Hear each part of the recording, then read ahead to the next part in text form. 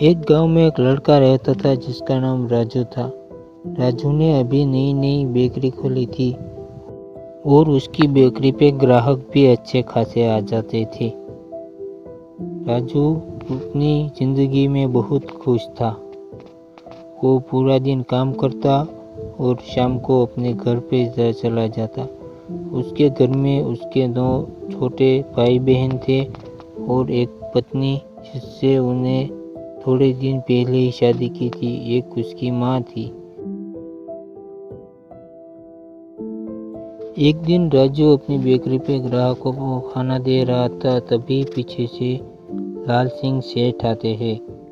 लाल सिंह सेठ दरअसल में वही आदमी था जिसके पास से राजू ने ब्याज पे पैसे लेके बेकरी खोली थी और इसका अगला हफ्ता राजू नहीं दे पाया था, तो लाल सिंह आया और हफ्ता मांगने लगा।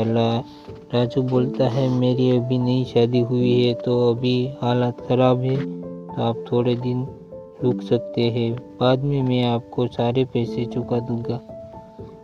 टर्की लाला के दिमाग में लालसा उभरती है और वो बोलता है कि तुम्हें पैसे नहीं देने तो अपनी पत्नी को मेरे घर पर काम करने भेजना पड़ेगा।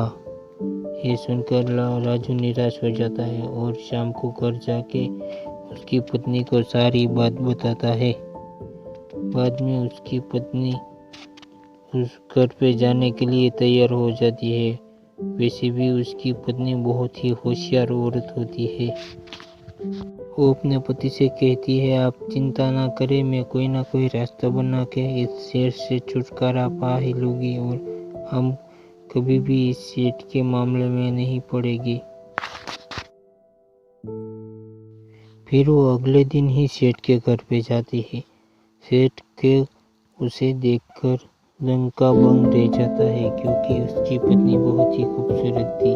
उसकी पत्नी आते ही बोलती है, आप मेरे हाथ की चाय पिएंगे?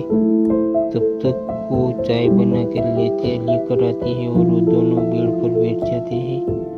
राजू की पत्नी ने चाय में नींद की गोली मिला दी थी, जिससे वो चाय पीते ही बेहोश हो जाता। वो कुछ देर उसको बातों में लल जाती है और सेठ को बेहोश चाय पिलाकर बेहोश कर देती है और वहां से निकल जाती है।